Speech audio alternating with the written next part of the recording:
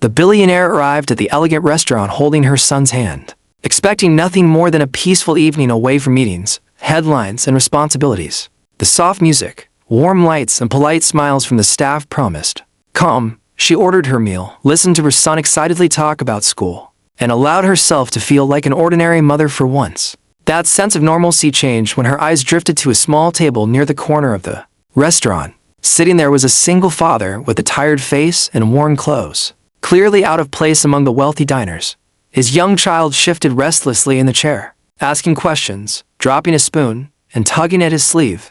The father apologized repeatedly to the staff, to nearby guests, and softly to his child, his voice filled with both patience and exhaustion. The billionaire watched quietly. She noticed how the man checked prices on the menu before ordering the simplest dish, how he gently wiped his child's hands with a napkin instead of asking for more, and how he forced a smile each time his child laughed, even though worry lingered. In his eyes, there was no bitterness in him, only determination. Her son noticed too and asked an innocent question. "Mom, why does that dad look so sad?" In that moment, something shifted inside her.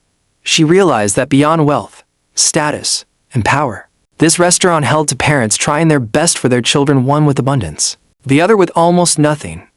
What began as a quiet dinner was no longer ordinary. It was the start of a moment that would change not just one life, but several forever. As the dinner continued, the billionaire found it impossible to look away from the single father.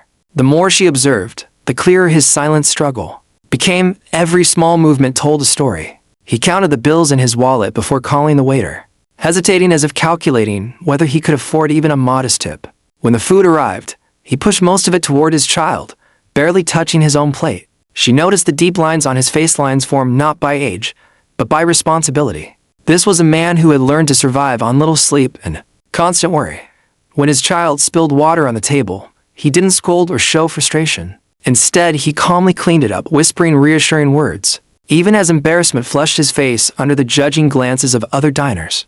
There was no sign of a partner beside him, no phone lighting up with messages asking where he was or offering help.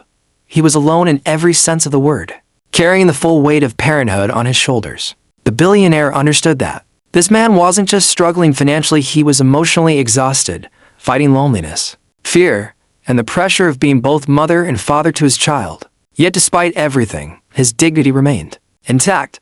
He straightened his posture, met his child's eyes with warmth, and smiled whenever they smiled.